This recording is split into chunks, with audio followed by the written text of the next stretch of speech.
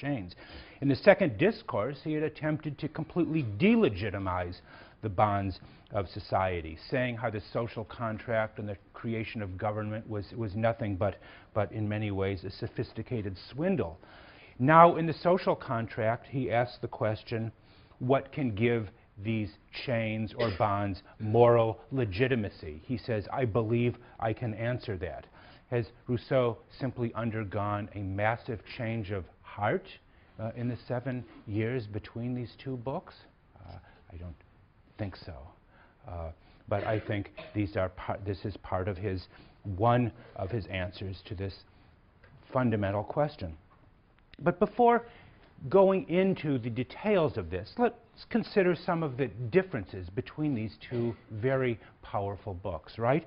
The second discourse, the discourse on inequality, presents itself as a hypothetical or conjectural history of human development from the state of nature to the civil condition. It is written in a vivid language, which is why it is often considered one of Rousseau's most powerful pieces of writing, a vivid language drawing on, in many ways, the biological sciences of his day and newly discovered knowledge of animal species like orangutans and other kinds of anthropological investigations of the Caribs and North American peoples, a very vivid work. The social contract, by contrast, is written in a dry, even the kind of bloodless language of a lawyer.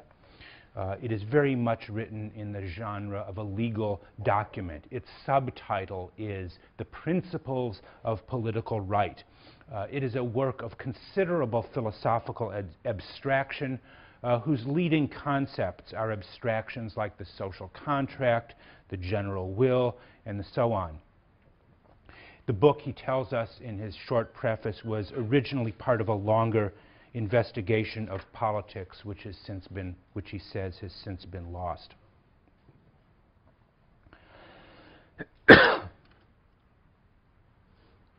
Also, the social contract presents itself in many ways as a utopia, an ideal city, in some respects an answer to the Callipolis of Plato's Republic.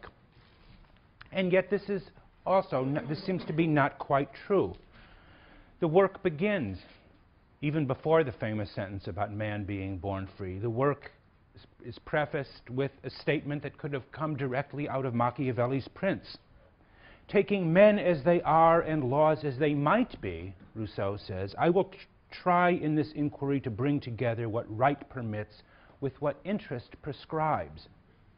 Taking men as they are. You remember the 15th chapter of The Prince. Let us look at the effectual truth of things. Not what is imagined to be, but the way people actually are. Let us take men as they are, Rousseau says, following Machiavelli. He will not begin, he tells us, by making any heroic assumptions about human nature, no metaphysical flights of fancy, but rather stay on the low but solid ground of recognized fact. What does he mean by this? And what are these facts of human nature, men as they are, he says, that Rousseau claims to describe in the social contract? And here we get to the basic premise of the book. The basic premise, I think, from which the entire social contract unfolds is the claim that man is born free. All subsequent relations of hierarchy, obligation, and authority are the result not of nature, but of agreement or convention. Society and the moral ties that constitute it are conventional, you might say, by agreement, all the way down. There is nothing natural about any of the social contract. And from this basis of man as a free agent, that we are born free, Rousseau attempts to work out a system of justice, the principles of political right, again, as the subtitle suggests, that are appropriate to human beings conceived as free agents responsible to themselves alone. But how do you do that? How can you do that? Rousseau's political philosophy begins, at least he believes, I think, with the realistic or even empirical assumption that each individual has a deep-rooted interest in securing the conditions of their own liberty.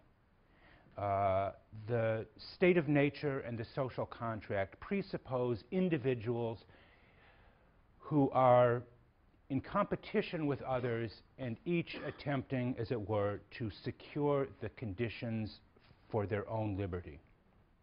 He does not presuppose altruism on the part of any human being or any other kind of other regarding characteristics, what I called a moment ago heroic assumptions. He doesn't make the assumption that we act for the interests of others. We are selfishly concerned with our own freedom and the best means of preserving it and protecting it. Each of us has a desire to preserve his or her own freedom, and that social order will be rational or just that allows us to preserve that freedom. The problem, of course, is that in the state of nature, the desire to preserve my freedom comes into conflict with the selfish desire of everybody else to preserve their freedom. The state of nature quickly becomes a state of war based on conflicting desires and conflicting, again, means of liberty preservation. So how do we preserve our liberty without lapsing into anarchy that is the state of war? This is the question that the social contract sets out to answer, and to which his formulation, his famous formulation of what he calls the general will, is the solution. I'm going to end on that note today, and Wednesday I want to talk about the general will and how Rousseau sees it as a sort of collective answer to the problem of the securing of individual liberty. So meditate on that, if you like, for the next day.